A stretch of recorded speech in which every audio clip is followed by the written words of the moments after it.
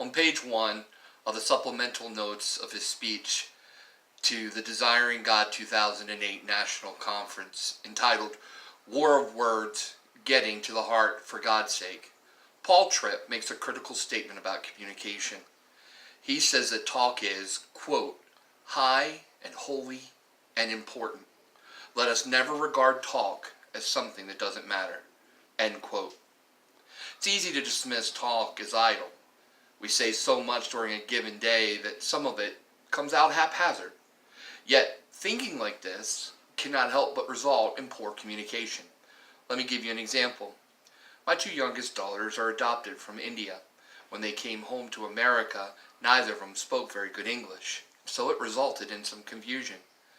We often told them that maybe they shouldn't have their fingers in their nose because they would get boogies or boogers on their fingers. A couple weeks after having a very serious conversation like that with my youngest, we decided to go out and get a burger for dinner. And she was very concerned. She had no desire to go to the store and eat, in her words, boogers for dinner. It was pretty funny, and we laughed about it, but it illustrates a very important point, and that is clear communication, at least what I think of as clear communication, isn't always received as such. That's been a real issue for me at times. I think because I have, from my perspective, communicated clearly and forthrightly, that the other person has understood clearly. I make an assumption that my form of communication is always understood in the way that I intended it to be. But that's not always the case. To correct this, I've tried to implement a couple things to help me to improve how I communicate. The first is this. I've tried to simplify my language. That does not mean that I try to dumb down or pander to my audience with the kind of information that I give, whether it's one-on-one or to a bigger group. However, it does mean that I choose words that offer less possibility of alternative interpretation. I've found that clarity in my language often results in clarity in the reception of the people that I've intended to receive it. So I choose words that make it easy for the person that I'm speaking with to understand what I'm saying. The second thing that I do is I try to know my audience. Obviously, in my illustration above, talking about my daughter, there was differences in actual spoken languages that came to result in confusion. But confusion can also come from differences that exist between us as individuals. Differences like gender, or race, or socioeconomic conditions, places that we are in life. They result in different ways that we receive information.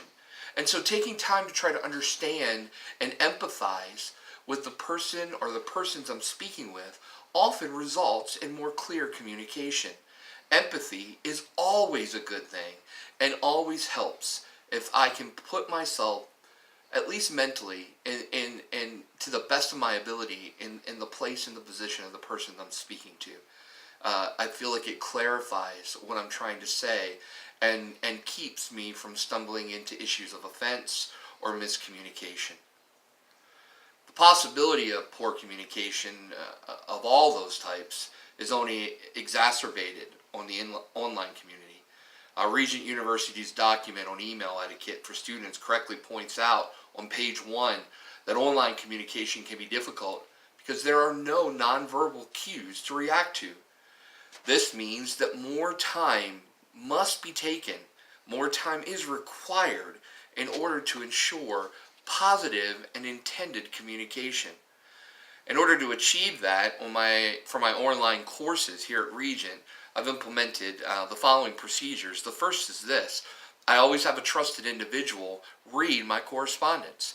If I'm framing an email to a professor or to another student, I do my best to have someone come in whom I trust with the information that I'm sharing to read it, to make sure they understand without input what it is I'm trying to convey.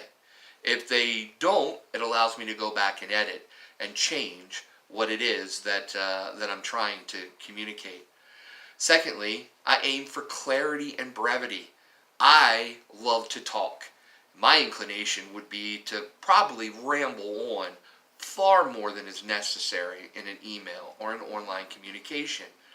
I've really tried to stick to the point and share what I'm intending to communicate quickly and concisely, as I believe that prevents the need for the recipient to try to maybe read into the information to decide what it is that I'm trying to say. Since being a Christian, uh, all things that I do, including communication, needs to be brought under the authority of Scripture. That being the case, when I read a chapter such as Matthew 18, there are some major implications on how I communicate, especially, again, in a written format. There are several of them that I pulled from Matthew 18, and for both of them, they revolve primarily around offense. In verses 6 through 9, Jesus uses some hyperbole to discuss the significance of sin, and he suggests taking some real extreme measures to weed that out and prevent it. This certainly applies to communication. We don't want to be offensive. I don't want to be offensive intentionally in how I communicate. I want to be able to say what I need to say in a godly manner. That means I need to take whatever means necessary to ensure that I am not bringing offense. Secondly, Christians must observe the proper methodology in responding to offense that we might receive. If someone does something to us and it's perceived as sinful or wrong or offensive, there is a manner in which we are supposed to respond. When it comes to written communication, this is certainly important. There are times when, whether it would be a student or a peer or even a professor, may say something to us that we feel offended about. In order to correct that, the Word gives us some specific steps, and the first one is the most critical. We need to clarify the intent of what was received. By doing so, we often are able to do away with an offense quickly and fix it individually. Jumping the gun and complaining, moving to a higher authority in order to try to correct a situation seems very non-productive and absolutely is ineffectual communication in an online community. All communication is important. As a Christian, because it's important, it means it also needs to be godly, whether that would be orally as we speak to one another or written as we might engage in an online community, such as the classes that we're taking at Regent. Applying some of these steps and principles I've discovered and found make me a more effective communicator and absolutely make my experience taking online classes at Regent more effective, more practical, and more pleasing to God. Thank you.